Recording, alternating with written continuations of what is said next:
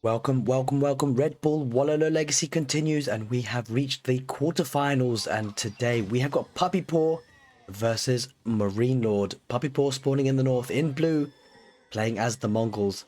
The map being Wetlands. MarineLord is spawning in the south in yellow as the English civilization. Two interesting civilizations to be played on Wetlands. Mongols looking to be aggressive early on, as they do thrive on being aggressive. The English, on the other hand, might look to try and prolong the game because they can really thrive in that late Imperial Age stage of the game where they can have enclosures from the farms and have a really strong economy to get there with that farming economy. We shall see how this one pans out. As we can see, a nice little bit of a safe gold there at the back there for Puppypaw. Putting that town centre next to two wood lines and getting a decent number of sheep there in the meantime. MarineLord going for a traditional opening with the English. Getting those villagers on food and gold. 8 on food, 2 to gold at the moment, and then transitioning to get villagers off to wood. Building a lumber camp, and we'll be looking to get a relatively fast uptime to the feudal age. Neither player kind of investing on water in terms of at least putting a mill or can I get that shorefish. There is an opportunity for Puppypaw to do that. It's actually going to be building a gur on the deer patch there. Investing in some wood for doing that. Looking to find a faster source of food to help him reach the next stage. It will be the council hall being built by 3 villagers for MarineLord, looking to get some longbows out perhaps to apply some early pressure. We shall see. Do we see any aggression coming in from the Mongols? Not just yet. It's probably worth having a closer look to see where that Uvu is, and there it is there. Not too far away, but it is forward facing, so that could be a pressure point for Puppypaw to defend.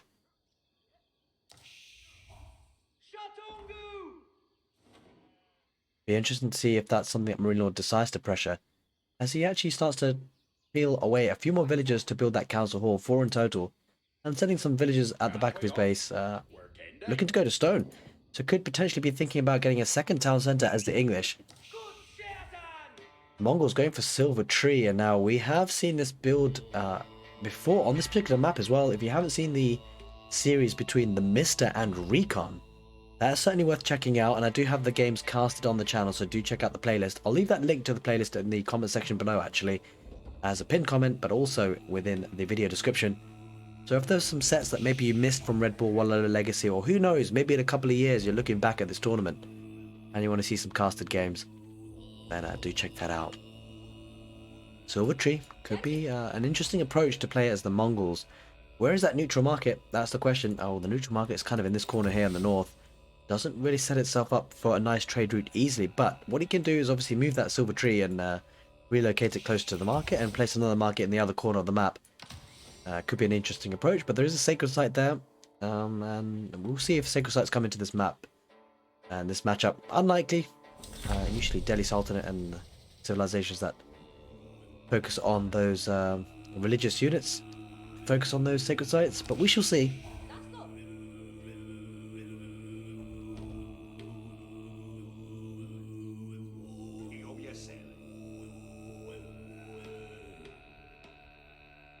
Interestingly, MarineLord has invested in a barracks and is going to be getting some spearmen out onto the field, moving some villagers to get that meal and the shorefish. Right at the back in the south, an outpost going on the Uvu in that exposed position, looking to protect that area.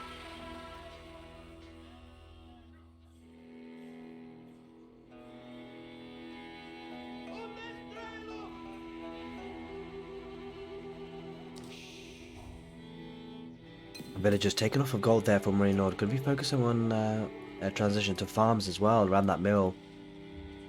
Quite heavy on food. And certainly going for a barracks early does signal some intent to stick around in the feudal age with some pressure. The Silver Tree is moving towards the west side, so it's actually going to be the northwest and the north. That's how Puppypaw wants to play that, and makes sense to... He could go to either side really, but he's chosen that side. And I think that's sensible. It's probably a bit further away from MarineLord actually. If he was going to go in this bottom right corner, his base is just there. Spearman coming forward from MarineLord, just testing the waters with a longbow, but is being pushed back by the Khan. Khan notices that, and I wonder how Puppypaw reacts to that. Does he put some production buildings, opening up with an archery range himself, double producing archers, as the Silver Tree does now deploy itself here. Where is it actually? That is the question. Oh, there it is. It's interesting that they put it here actually, rather than the corner. That's actually quite interesting. I mean, it might be strategically placed because you might be expecting MarineLord to kind of scout this area and to check for trade to go to the corner of the map, and he's left enough distance that maybe a scout might miss it. Khan heading that way, spotted by the spear. Longbow's getting a bit of damage there, takes out the sheep.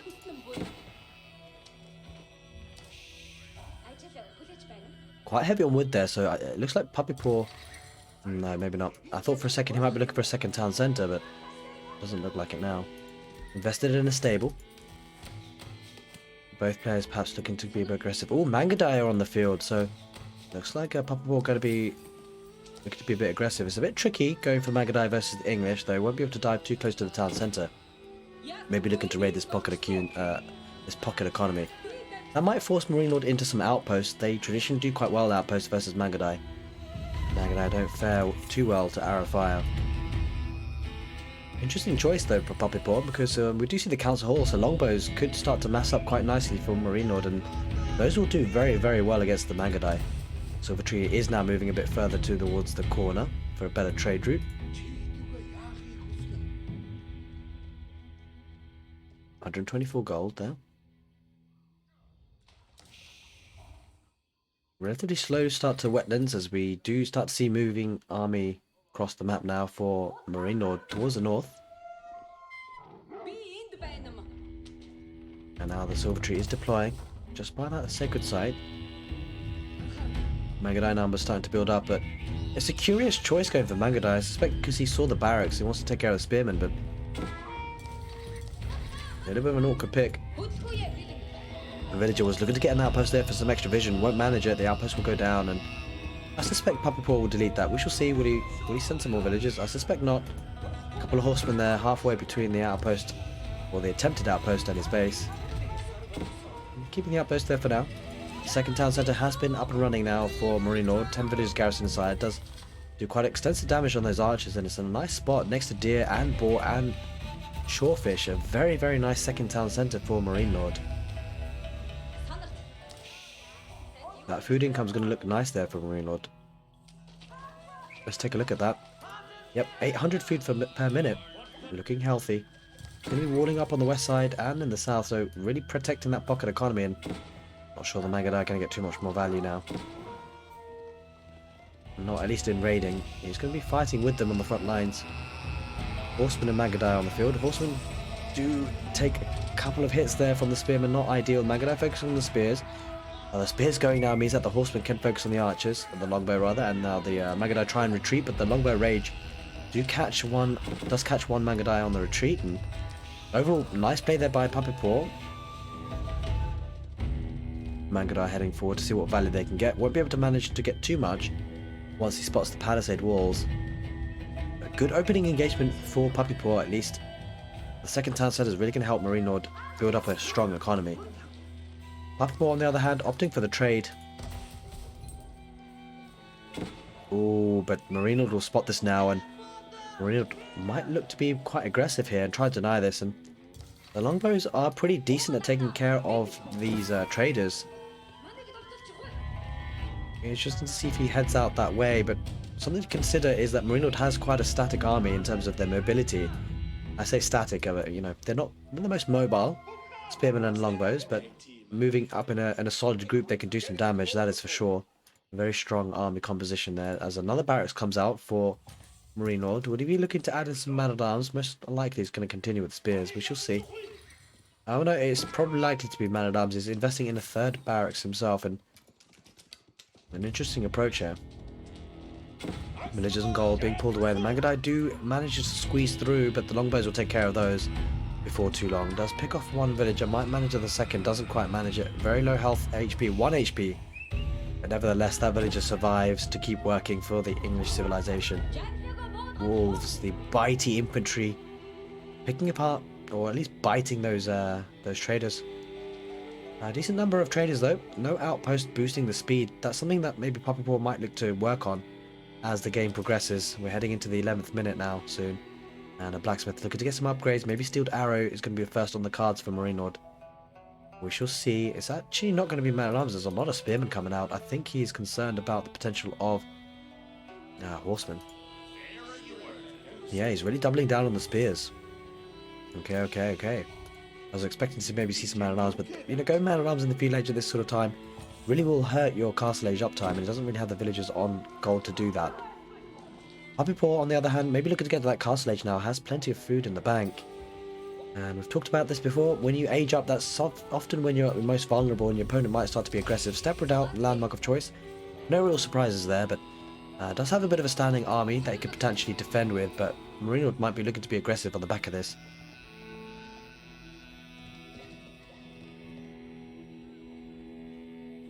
It does remain to be seen, and good number of units though, 26 on the field for MarineLord.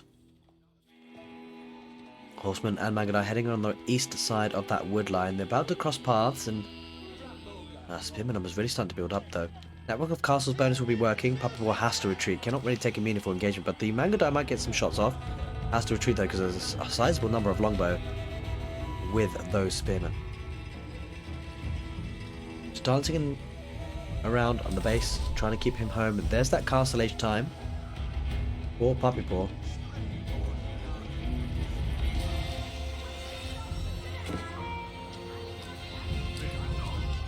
Horseman diving underneath that town centre a little bit, keeping the villagers idle, but will lose valuable HP, might be losing some units as well. Not sure that was particularly worth it, but as long as he can keep the army at home for MarineLord to try and keep this, the trade safe. Speaking of which, well, that army's heading there now. There is going to be a sprinkled replacement in that outpost. Will be taking some damage. That scout should survive, but other longbows are going to be heading past. I think the scout's just going to tank the damage, really. I mean, he did try to move it out of the way, but in any case, spearmen are going to be coming in to siege that down, and spearmen are going to help here. Spearmen turn around, they brace against the horsemen. The horsemen don't take the fight. Magadai there. The trouble for Puppypaw, getting up to the castle age, he doesn't have the units he needs here. Maybe man-at-arms could be a play, but they will take their time to get across the map. I mean, he can't really go for stable units here at this point because there are just so many spearmen on the field, and the trade route is going to be cut off very soon. Certainly concerned there for Puppypaw. Lots of investment in those traders. Back at home, MarineLord being raided a little bit. The horsemen don't want to dive in too deep, and villager just about gets the outpost up. Villager, garrison. I think he's going to lose the villager there. Puppypaw wasn't looking for a second, and he loses the villager. And trouble is, there's nothing garrisoned, and there's no arrow slits, so that outpost will go down as quick as it went up. In fact, it'll go down quicker than it went up, because they do take quite a while to build. I think Puppypaw needs to be careful with his traders and keep them home for now. Doesn't have a safe trade route, not yet. Man-at-arms heading forward though, and could potentially do some damage. Farming transition. Rather surprising to see it on the front there, rather than the back of the base. Actually, there's not that much space, to be fair, for MarineLord to expand there, and does have a second town center. Look at the eco though, 62 for MarineLord and only 50 for Puppypaw. Puppypaw going to lose valuable traders here. Longbows and spearmen just going to camp there, and it cuts off the traders. That's a pretty big loss there for the trade route for Puppypaw. We'll lose a lot of resources, potential gains really mitigated for the Mongols there. Looking to be aggressive now, heading forward with the horsemen and a couple of Magadai. A couple of man-at-arms coming in on the back lines.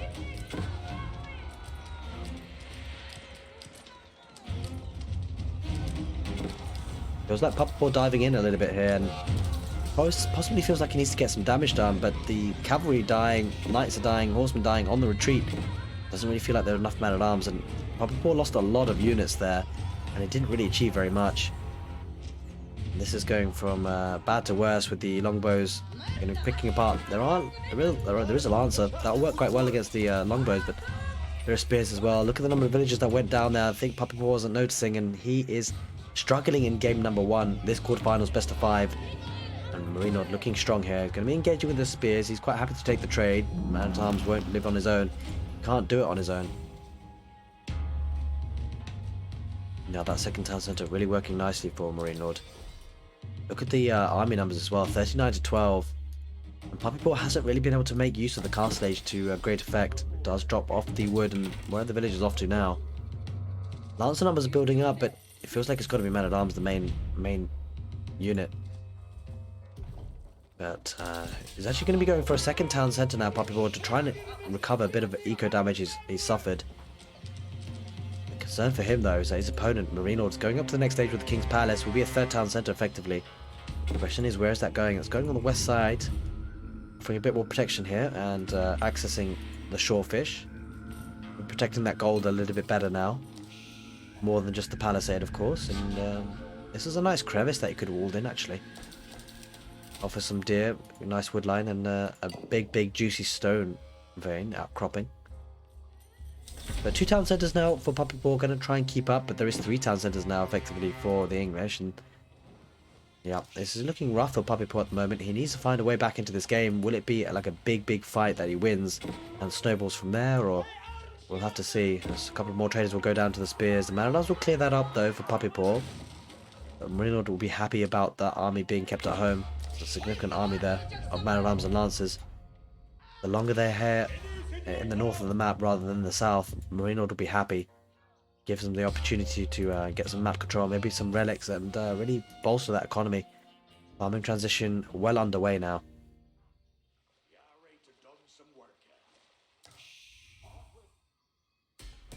Blacksmith moving across the map, not entirely sure why. Possibly going towards the Ovu. Spears and longbows staying relatively close to each other. But the economy lead really starting to get out of hand here for MarineLord. Puppypaw needs an answer. He needs a response soon. Otherwise he just runs the risk of being overrun by the English economy. Interesting opening to the set, best of 5, game number 1, as their outpost there for the Mongols to get some vision, and has a spring on a placement, but this is going to be torched down quite simply with the spearmen, as the palisade walls do go up now. He's actually going to be palisading in front of that woodline, and that offers a lot of expansion area for farming, whatever MarineLord wishes to achieve with that.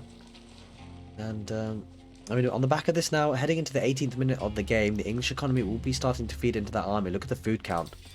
Holy smokes, MarineLord's farming economy looking really strong here. Almost 2,000 food per minute, and I mean, at this point he just needs to stop production for literally just a minute, and he will be up to the Imperial Age. And that will be a bad news for Puppypaw. Doesn't have the military he needs. The numbers really favouring MarineLord. No mangonel just yet. I think mangonel would certainly be of use for Puppypaw. But he doesn't have... well, he actually has resources to do so. I'm not sure if he's got any brewing. As the outpost there under pressure. Does have arrow slits. MarineLord going to dive that position with the spears. Try and torch that down. Now, outposts have been nerfed recently. Only 750 HP on these guys.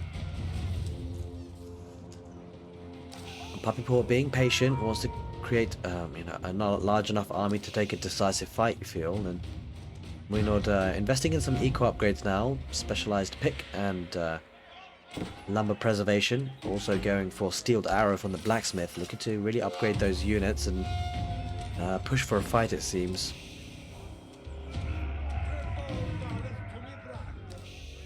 And it'll be interesting to see if the trade is up and running again. It isn't. An outpost going there, or trying to get up there for MarineLord, doesn't quite manage it. Could have been a very nice position to deny that trade. I mean, he's done a lot of denial of trade anyway. Looks like there's only 3 traders on the field. I mean, this is it's not looking good here for Puppypaw in terms of trade. As he moves a step out closer to the north side of the map for that gold income. I think MarineLord would be happy with the progress he's making with the 3 town centres, and does send a monk out on the field to pick up some relics. You see some trebuchets being built though, and some siege coming out. Mangonels could do some work here for Puppypaw.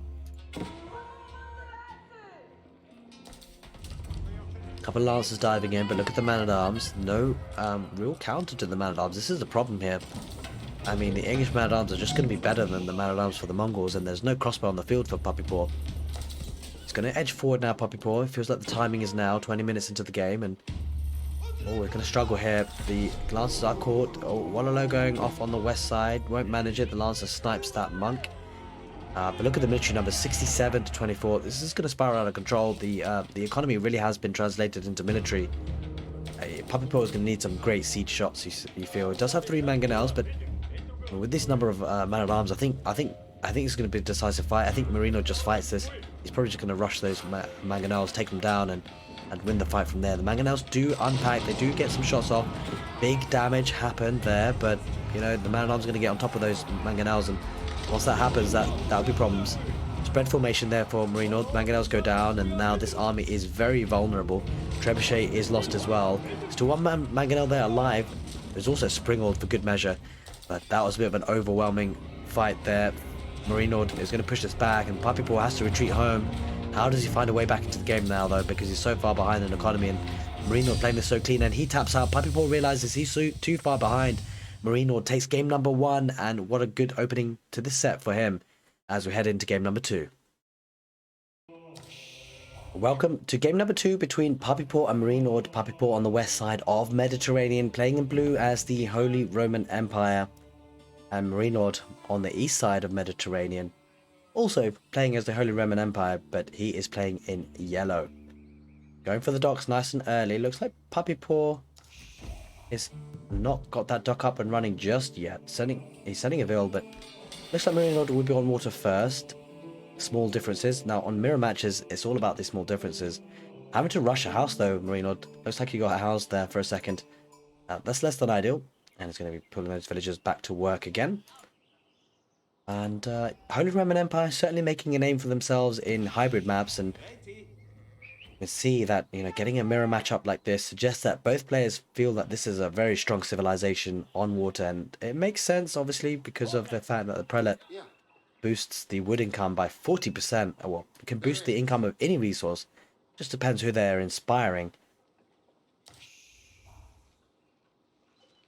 And as the water meta really is starting to evolve since the recent patch, it'd be interesting to see how both these players play this out. Now, what we've seen so far is the rock, paper, scissors mechanism, but archer ships have been trading very well. Trouble is that you do need that critical mass of archer ships. They don't have a guaranteed landing of their arrows, but they do. It does seem to be doing a bit of an area of effect damage with those arrows. So when you really have a mass of them, those archer ships, they can do a heck of a lot of damage, and they can do you know, they can trade really well even against the natural counter in the Springald ships. Now, something to bear in mind as well is that the archer ships are actually cheaper than the Springald ships, so again, it's a little bit easier to mass them up. As you can see, a galley costing essentially 240 resources, but compare that to a hulk dealing with 320. Two fishing ships are out and about for Puppypaw, investing in that second dock. MarineLord sticking with just one dock so far. There is a slight difference there already we see in this mirror matchup. We've seen some quick games on water maps, and it'll be interesting to see how this one pans out. MarineLord just relocating his gold mine slightly there. I'm not too sure why that's the case, but he did so indeed, and trying to make it more efficient perhaps. Talking about gold, well, Puppypaw is out to gold as well, sending 2 villagers there now and sending a scout down the south. Almost didn't get that sheep, but he's going to manage it now and pick up the sheep on the west as well. Bring them back home. Nice number of sheep there, 9 of them, but of course, you know, they'll be relying on fishing economy here at this point. And curious to see though, Puppypaw only managing to produce out of 1 dock at the moment. So we are in now game number 2, best of 5. Will we see this set go to all 5 games? Puppypaw will certainly hope to get a win here on Mediterranean to even up the set, and MarineLord does extend his lead to 2 games to 0. That'll be a nice boost for his confidence in this set so far. MarineLord, of course, one of the most, one of the favourites of this Red Bull Wololo Legacy tournament.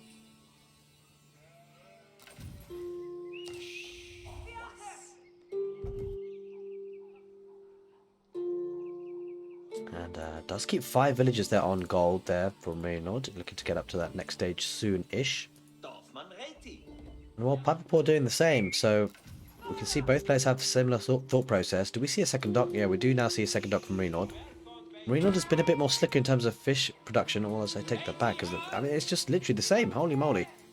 8 fishing ships apiece. Now, you just feel like this game might come down to small differences. Small differences in the pro level scene have big impacts, as we see 4 villages being pulled off of gold, looking to put that Ark and Chapel on this wood line. Just going to refresh that lumber camp also. Ark and Chapel with 6 villagers for MarineLord as well, going on the wood and the gold, and that's going to be a nice boost for him. Trouble for Puppypaw? Well, not so much trouble, but something he doesn't or isn't able to take advantage of is the gold being and the influence of the Ark and Chapel. So overall, the spawn looking a bit better here for MarineLord, has to be said. And that could come into it. It certainly could. Will result in a better economy there for MarineLord.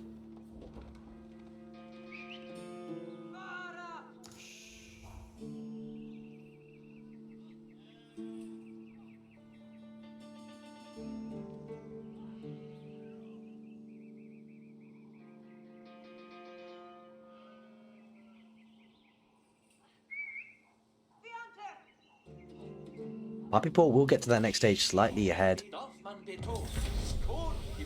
And those villagers, where will they go? They'll go to wood most likely, and at this point, Puppypaw, I suspect, will be investing in military for the navy side of things, and he's actually going to be starting to make some galleys. And I mean, we saw some changes in meta actually, so in small numbers, of course, Springle ships will win, and I wonder whether MarineLord will actually take note of that, and he's going to go for Hulk as well. He's going to mix it up, an archer ship and a Hulk too.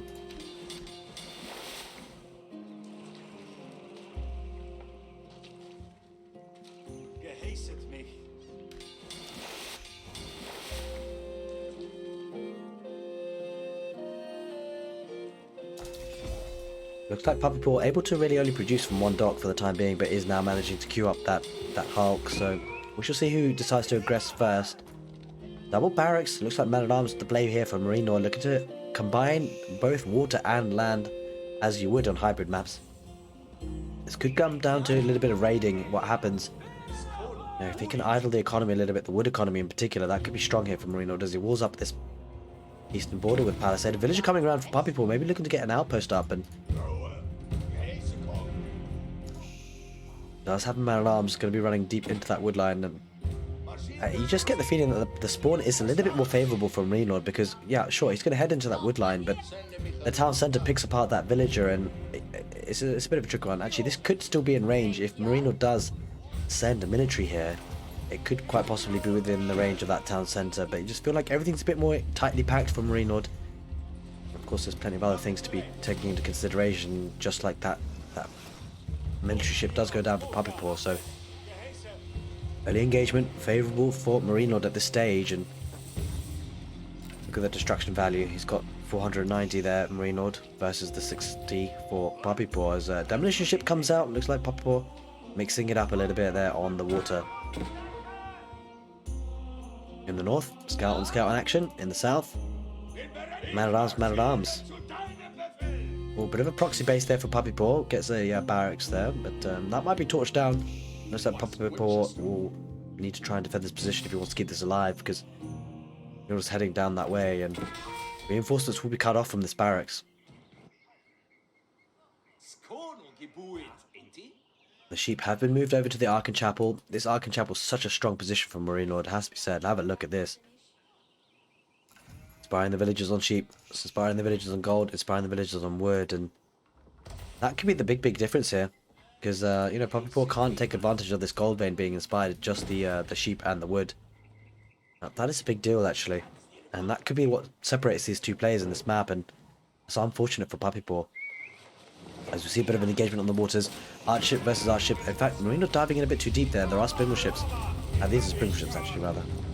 Takes a good first initial engagement there. Puppypaw, you feel, on the land, though, mixing it up. The scout just heading past, and not much else happening on land for now, as the Navy does head back home from MarineLord, looking to take advantage of the home defense, and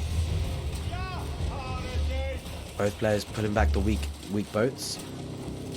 Although Puppypaw might lose one here, MarineLord doing a much better job at picking and bringing back those weak ships, and Puppypaw just standing and fighting. He loses one, demolition ship gets off and does lose another, and MarineLord does lose one, but that's all he loses two.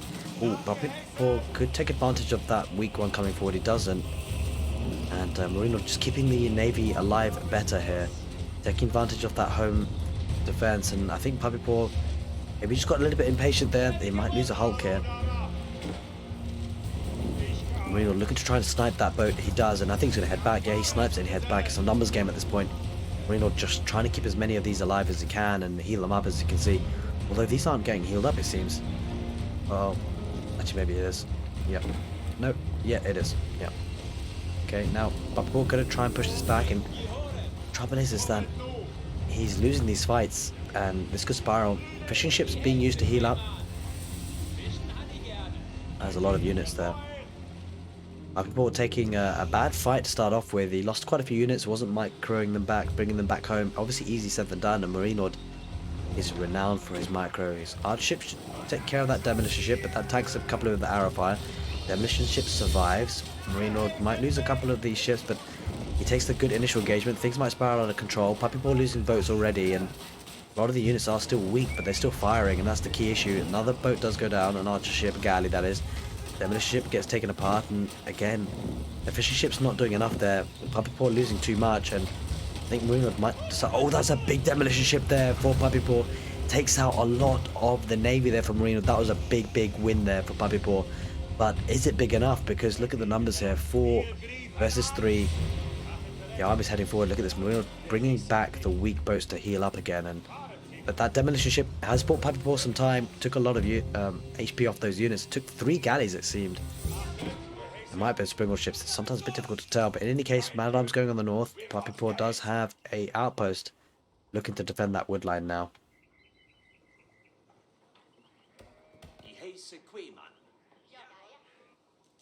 Now, a bit more pressure here. Demolition ship survives just about there for Puppypaw. Now, we've seen this a little bit more commonly, like the Arca Chapel influencing that lumber camp. MarineLord just delaying the replenishment of the lumber camp, and yeah, it's the caster's curse, isn't it? So he's going to replace that lumber camp now, and those villagers won't have the blessings of the prelate from the Arca Chapel, but in any case, that was a long distance walking there, and doesn't have wheelbarrow either, so certainly probably makes sense to replenish that lumber camp. There's a couple of man-at-arms, again, heading towards that wood line, just trying to harass a little bit. Another dock trying to go up. I think it will, but the 2 man-at-arms will take care of that villager. That's the 3rd dock there for Puppypaw, looking to get himself back on waters, but it just feels like he's taken suboptimal trades up to now, and things can escalate, because look, he's kept these units alive there, MarineLord, and these are pretty healthy units. They're going to head in for another fight, and this could be a fight that Puppypaw loses. Demolition ships are there, 3 of them, but they get sniped, and doesn't manage to get too much value out of them at all, and things might spiral out of control here. There are lots of springle ships there for MarineLord.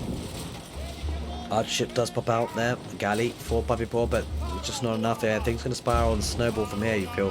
MarineLord should win the waters, and this could be a problem for Puppypaw. Does have a couple of galleys there in the south, but just doesn't feel like it's a coordinated fight, and the wood line is being harassed by man-at-arms in the north, being cut off, but here is where the real action is. Fishing ships being brought in to try and repair, but a lot of these galleys are going down and things are spiraling. MarineLord will double down, take care of the fishing economy as well, and behind this means that MarineLord's economy will be looking strong. Look at the military count, 45 to 24. Military is way ahead for MarineLord, and the villager count also 54 for MarineLord in terms of eco units at least, and 47 for Puppypaw. Takes the engagement, Puppypaw trying to make as much of those archer ships as he can, but he loses everything, and now these 3 docks are under a lot of pressure. Units coming out for Puppypaw, but they're coming in, trickling in, and he's practically losing them for free, and I'm not sure there's a way back for him in this game now, as MarineLord is looking dominant on Mediterranean in game number 2 of this best of 5 in the quarterfinals of Red Bull Wololo Legacy. How does Puppypaw come back from this? He's going to lose water. He's going to have to try and focus on land and try and pressure on that front, and does have a couple of well, just the 1 man-at-arm in the north. In the south, a man-at-arm on the wood line, but looks like MarineLord's just going to fight that off. He's going to try and build up an outpost and then work his way from there to defend. More villagers coming out to wood and the southern wood line there, and yeah, this is tough. Because he has to give up water here, you feel, for Puppypaw. Unless he has a way to sneak up another dock.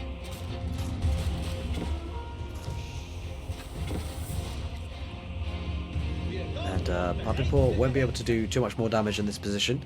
Outpost will be going up.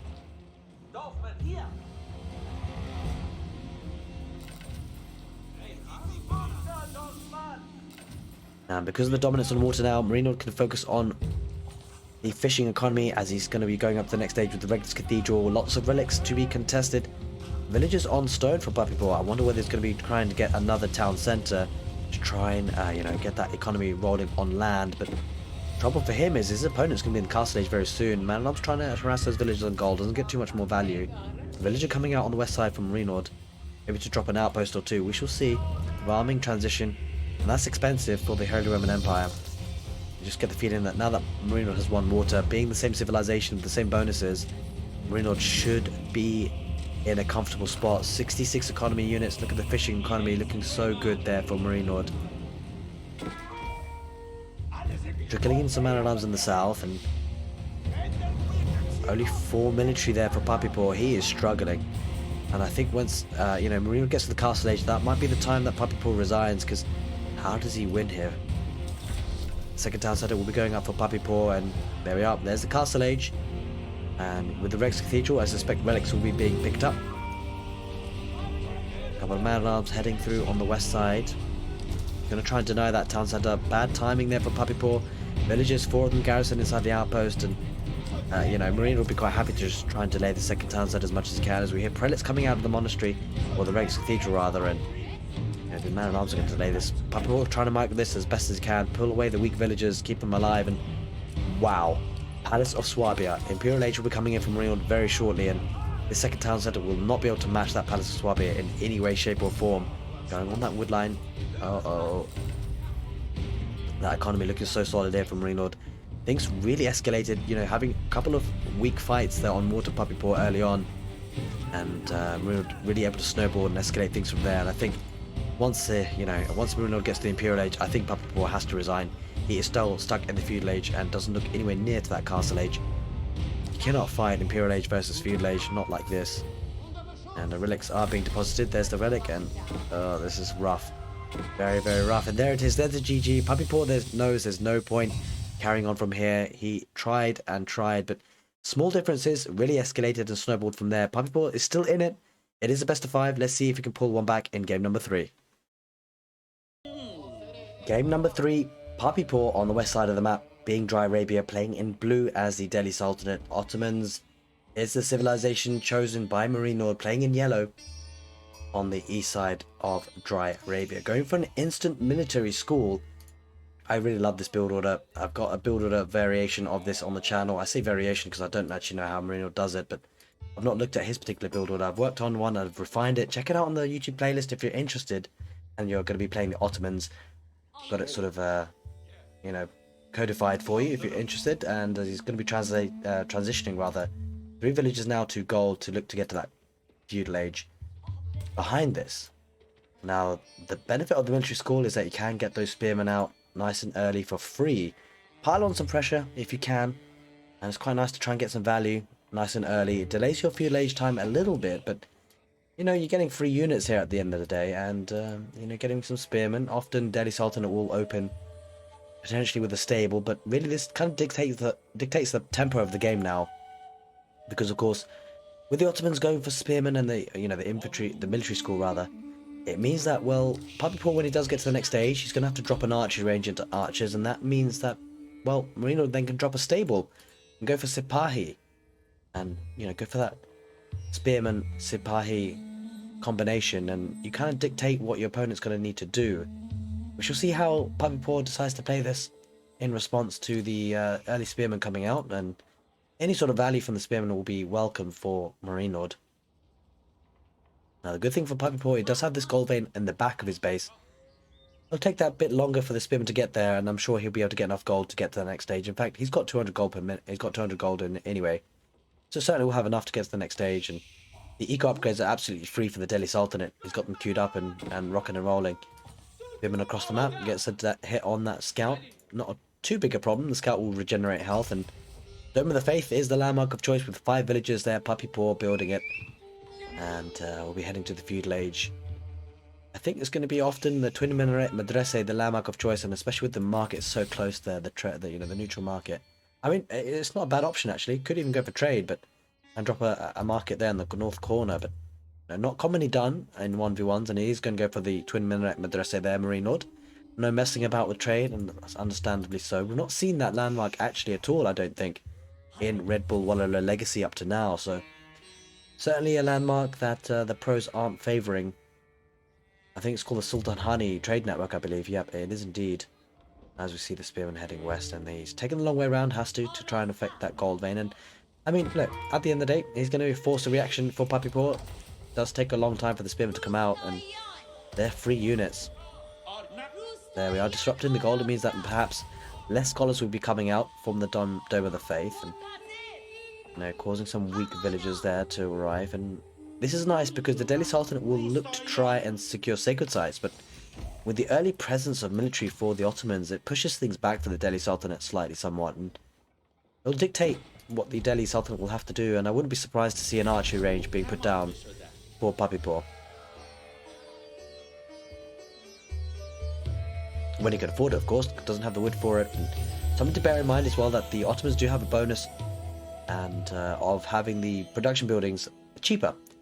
So the production buildings actually cost 100 wood rather than 150. And so that really helps, pump more units out for more production buildings, as we do see that archer range as anticipated.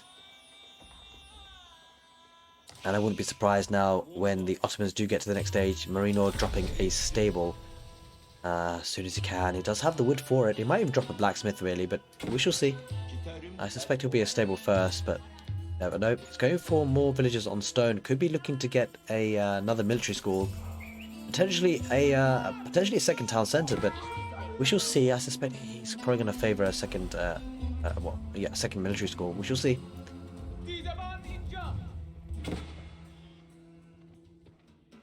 Bringing some sheep home with the scout. But no second production building put down there for MarineLord just yet. Perhaps there's waiting for some scouting information. Not sure if he sees the archery range. He doesn't see the archery range as it is, and spearmen are now going to be pushed. Well, he's going to know about the archery range now because there's archers on the field, but he pulls away with those spearmen. A little bit of idle time caused there. There is a scholar who could be in the mosque right now and helping with the research, but rather he's having to heal up those villagers. Could also be in the archery range to double produce. So these small differences, they will spiral and make a difference. All villagers still on stone. Is building the military school now, the second one.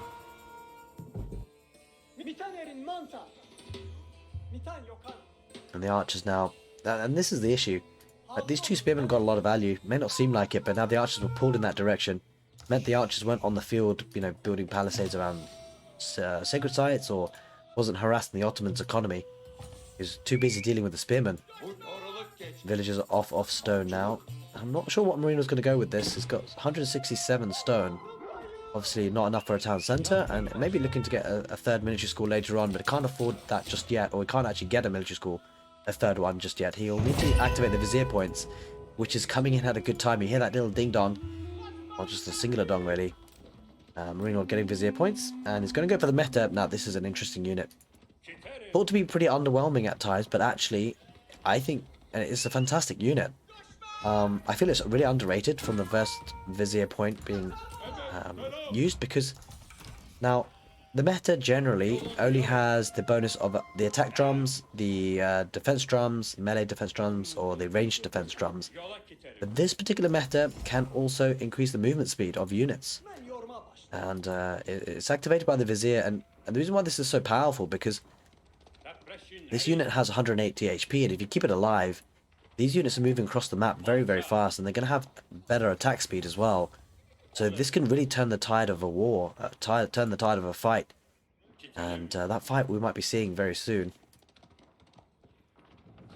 The Delhi Sultanate, for a similar sort of buff of 15% attack speed, would have to build a landmark, would have to go for a Tower of Victory to get a similar sort of buff, but it's just a singular unit that does it for the Ottomans. I mean, granted, you have to actually keep the unit alive and around your army, whereas the Tower of Victory, any infantry that walk past the radius of effect for that landmark are permanently affected. So there's a bit of a difference in mechanic, but I think overall, very good use of the vizier point here. Could have also gone for extra sheep, 8 sheep with the Anatolian Hills, or take an engagement here. MarineLord feels confident, he's got the Sipahi, and these are only ranged units here. Puppypaw are going to struggle to fight this back, because I mean, he's fighting against the Sipahi. These guys do well. Fortitude Hasn't been activated. Oh, that's the meta bonus. Yeah, I think he's just got fortitude now. Attack speed increased by 50%, and they receive, but they only receive 50% damage against, 50% extra damage against melee units. So it's really good if you're up against archer units, just like there with no melee units. And talking about melee units, there's a horseman, but feels like a little bit too late. Look at the archers; they're firing off pretty fast. A couple of horsemen now heading into the fight for Puppypaw, but there is a spearman. So MarineLord playing this fantastically well. There's 2 weak spearmen. These 2 weak spearmen. These were made at the beginning of the game, by the way. These 2 spearmen, they have a history. They were made from that military school right at the beginning of the game, and they're still alive. They got some hits. You can see the value of those units if you keep them alive. They're drumming around, and MarineLord are going to be recovering. Look at that, 24 military versus 16, and that early engagement. I mean, when you talk about pro-level gameplay, this early engagement being so far ahead in favor for MarineLord. I mean, for players like you and I, maybe, depends who's watching. You know, that might not seem like the end of the world, but for these players where small margins make a big difference, that was huge. And now MarineLord really sniffs an advantage because he's heading forward. He's getting 3 units as well, don't forget, from the military school. I believe he might have a 3rd one. No, he doesn't. Just a second, but he's got, you know, triple archery range and a barracks. He's doubling down on military, and you know, we are almost reaching 10 minutes into the game, and there's no sacred site activated for Puppypaw yet. One is coming in the north. The army's kind of hovering outside, pushing his opponent off berries there, MarineLord. Horseman is coming in to get some raiding damage, but it's just too close to the town centre. The horseman won't be able to get too much more value. And Puppypaw invested in, you know, wood here for this palisades and wasn't able to get it up in time. Very good opening for MarineLord in this best of 3, this 3rd game, and he's looking strong. Puppypaw, well, he has to win this game. The only way for Puppypaw to maintain his position in this tournament, Bull Wololo Legacy, is to have a reverse sweep against one of the favourites of the tournament. So Puppypaw has got his task ahead of him. He's got work cut out for him, but you know, Puppypaw is no slouch himself, that is for sure. He's got an opportunity to really prove himself and perhaps come one of the best comebacks of Age of Empires history, but might be taking an engagement here. There aren't that many spearmen here for MarineLord, so he just has to back off. There's quite a few horsemen here for Puppypaw as he looks to get the ranged armor, the iron undermesh, as does MarineLord. There's that 3rd military school, so more free units for the Ottomans.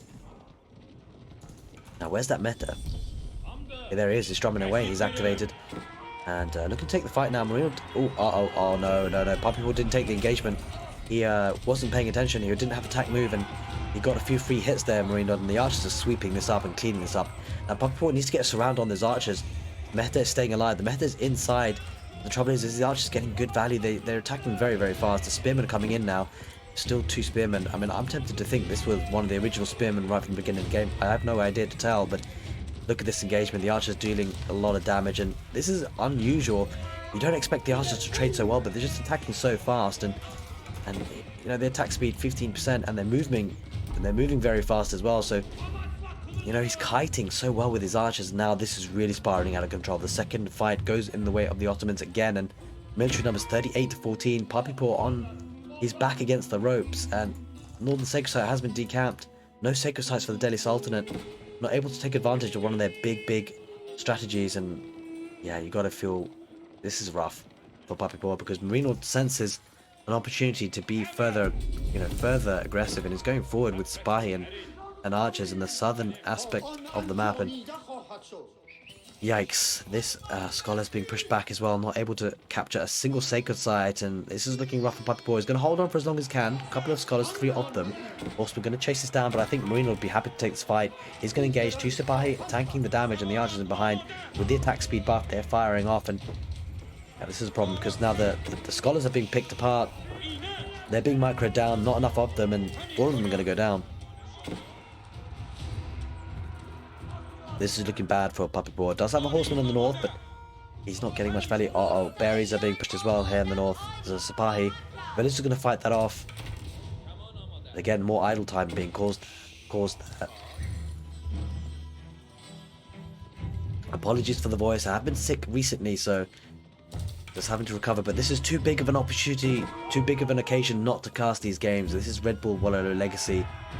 The $300,000 prize pool tournament, the biggest that Age of Empires has seen.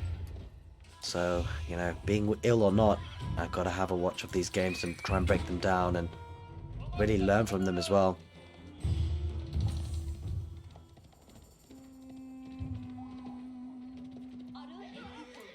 From this position onwards, I'm not sure Puppypaw has a way into the game anymore. Look at the military numbers, 59. Granted, a lot of them are archers.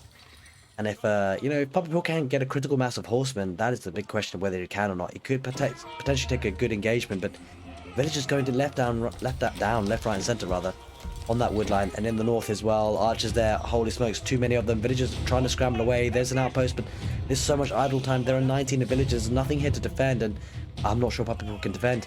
He's losing his army on the front lines there. Archers will overwhelm him, and these villagers will go down as well. Sabai always keeping an eye on them, and this is really getting out of control. 58 military to 10, and Puppypaw loses the army on the front there on the wood line. Villagers will go down, and so will Puppypaw. Puppypaw heads out of the tournament after some great performances earlier on in the brackets.